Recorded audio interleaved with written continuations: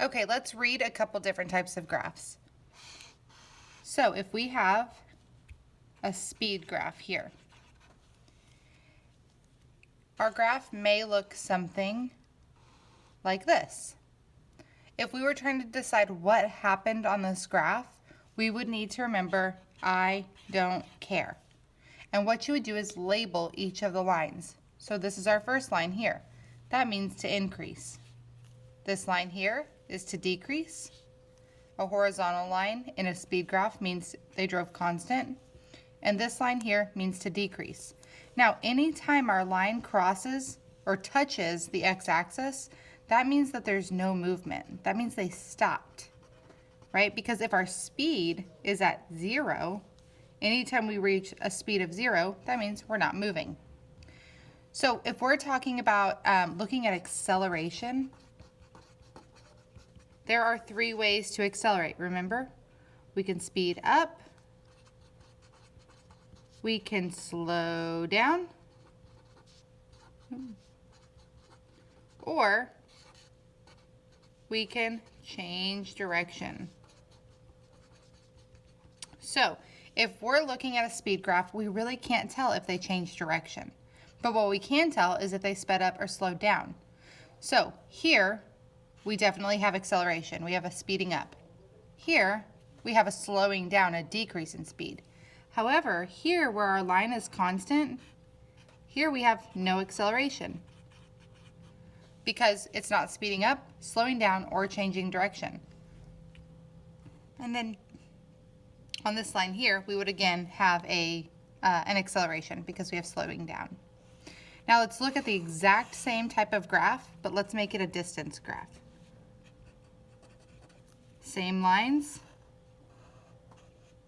same type of movement. Remember, if we're looking at distance, we're talking about an abs graph.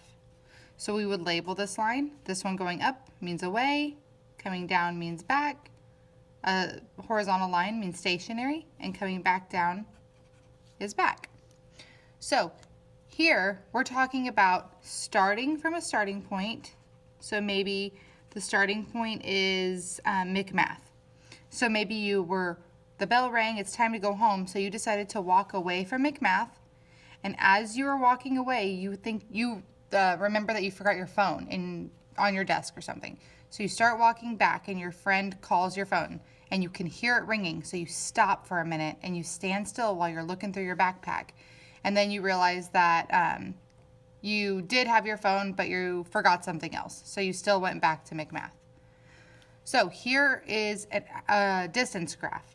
Now, when we're talking about acceleration, again, speeding up, slowing down, changing direction. When we're talking about a distance graph, there is no acceleration here. Because on a distance graph, if the line is straight, then this means constant speed. That means our speed's not changing. That means if we did distance divided by time here, or we did distance divided by time here, or we did distance divided by time all the way over here, we would have the exact same speed. Because remember, distance divided by time equals speed. So if we were finding speed anywhere on this line, it would be exactly the same. So if our line is straight, then that means our speed is constant.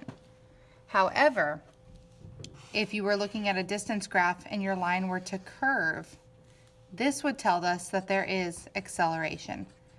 Because what a curved line on a distance graph tells us is that the speed changed. So here at the beginning of this line, they were speeding up, and then they slowed down.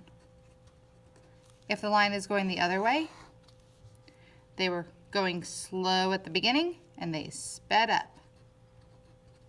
Right? So these are the 2 ways to tell that there is acceleration, and that's on a distance over time graph. So if we're talking acceleration is very easy to tell on a speed graph, but on a distance graph, we have to have a curved line in order to determine if there was acceleration.